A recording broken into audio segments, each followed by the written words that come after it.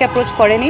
আমার কাছে অবাক লেগেছে যে বাংলাদেশে এত বড় একটা রাজনৈতিক দল হওয়া সত্ত্বেও যখন তাদের কোনো সাপোর্টার, আমি কর্মীও ধরলাম না, হয়তো সাপোর্টার, তারা যখন এরকম ধরনের ইরেসপন্সিবল একটা কাজ করে, সেখানে আমি মনে করি যে বড় রাজনৈতিক দল হিসাবে একটা নিদর্শন স্থাপন করার জন্য হলেও আমাকে অ্যাটলিস্ট অ্যাপ্রোচ করে ওনারা এই জিনিসটার বিষয়ে ক্ল্যারিফিকেশন দিতে পারতেন। কেউ সেটা করেননি।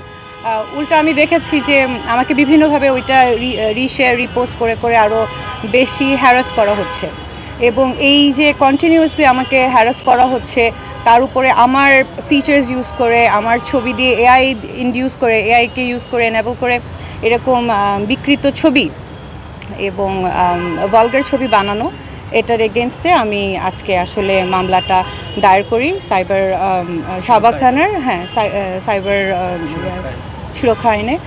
তো আমার যেটা কথা হচ্ছে যে এই মামলাটা আপনি জিজ্ঞেস করেছেন যে কেন করেছি বা করলাম, অনেকবার চিন্তা করেছি আদৌ মামলা করব কি করব না, কি করব।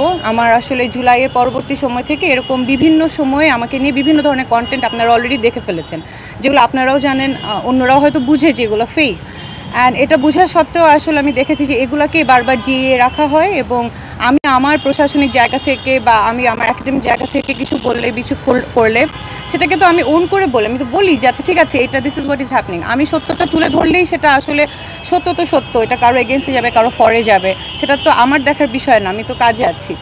তো এটাকে ইউজ করে, যেখানে আমার কোনো রাজনৈতিক সংশ্লিষ্টতা নেই, আমি কোনো রাজনৈতিক দলের সাথেও না, আমি একটা সাধারণ শিক্ষক, সেখানে আমাকে সেই 1 বছর ধরে এগুলো কন্টিনিউয়াসলি চলেই যাচ্ছে, এটার কোনো আসলে প্রতিকারও আমি পাচ্ছি না, কোনো শেষও হচ্ছে না। মামলাটা একদম লাস্ট মোমেন্টে এসে আমার আসলে ধৈর্যে আমি মনে করলাম যে এটা তো শুধু আমার সাথে না, আমার সাথে দাঁড়িয়ে থাকা ঝুমা, সালমা, উমামা, মনসুরা, আমাদের madam Saima Ferdous madam, Lutfa madam, কে বাদ আছে? কোনো কেউই বাদ নাই আসলে। সেক্ষেত্রে হেমা, মানে আমরা দেখলাম যে যখনই মেয়েরা তাদের জায়গা থেকে তাদের কাজে এগিয়ে যেতে চায় বা সত্যের পথে এগিয়ে যেতে, তখনই আসলে তাদেরকে নিচে নামানোর জন্য এভাবে সেক্সুয়াল হ্যারাসমেন্ট, অনলাইন বুলিং, এগুলো চলতেই আছে। তো আমি মামলাটা করেছি, ইটস এ মেসেজ। আমি তো বলেছি যে যারা অজ্ঞাতনামাও আছে, পরবর্তীতে যদি এগুলো কন্টিনিউ করে তারাও এই মামলার মধ্যে যেন চলে আসে। এই জিনিসটা আসলে আমরা আমরা ভয়ও পাওয়া উচিত না, যেটা আমি 1 বছর ধরে অ্যাভয়েড করে গিয়েছি যে হ্যাঁ ডাই ডাউন করে যাবে, সব কিছু মিটিগেট হয়ে যাবে, হয়তো একটা টাইমে যে এগুলো আর থাকবে না। আমি দেখেছি আসলে হয় না, ওরা আমাদেরকে উইক মনে করে এবং কন্টিনিউয়াসলি এটা করতে থাকে, উইচ ইজ ওয়াই আমি মনে করেছি যে it is time to step up. আমি আসলে আমার জায়গা থেকে আমি মামলাটা করব। আমার মিডিয়ার কাছে একটা রিকোয়েস্ট আছে, এটা আমার কাছে খুবই দুঃখজনক। আই থিঙ্ক আমি একলা না, আমার সাথে যত নারী শিক্ষার্থী আছে যারা পলিটিক্যালি অর সোশ্যালি অ্যাক্টিভিজম করে, তারা সবাই একই জিনিসের আসলে ভিকটিম হচ্ছে। সেটা হচ্ছে যে খুব বিকৃত ক্যাপশন দিয়ে ছোট ছোট ক্লিপস করে খুব ইরেলেভেন্ট জিনিসপত্র আপলোড করা হয়। এটা আসলে আমাদের জন্য খুবই আনকমফোর্টেবল এবং মানে এটা এক ধরনের হ্যারাসমেন্টও।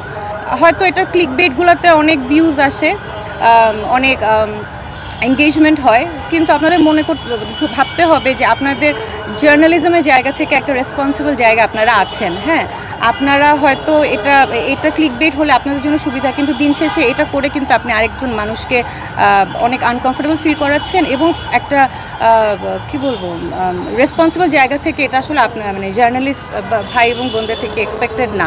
এটা দ্বারা আমরা সবাই খুবই দিন দিন আসলে আরও বেড়েই চলছে এমন ক্যাপশন, যে ক্যাপশনের আসলে কোনো মিনিং নাই, এমন ক্লিপস যেটা কোনো কন্টেন্ট নাই, হেঁটে যাচ্ছি, কথা বলছি, হাসছি, এগুলো তো কোনো ক্যাপশন হতে পারে না, বা এগুলো তো কোনো নিউজ কন্টেন্ট হতে পারে না। তো আপনারা যারা, আমি বলবো যে যারা জার্নালিজম কমিউনিটিতে আছেন, যারা রেসপন্সিবল, তারা প্লিজ এই জিনিসটা একটু চেক অ্যান্ড ব্যালেন্সের মধ্যে আনেন, কারণ আপনাদের উপরে আমাদের অনেক ভরসা। আপনারা সত্যটা সবার সামনে আনবেন। সেখানে যদি এরকম কন্টেন্টগুলো আসে যেগুলোর আসলে মেটেরিয়াল নাই, ক্রেডিবিলিটি নাই, it doesn't give a good message, উল্টা হ্যারাসমেন্ট হয়ে যায়, তাহলে তো আসলে দুঃখজনক। So this is my request. আপনার যে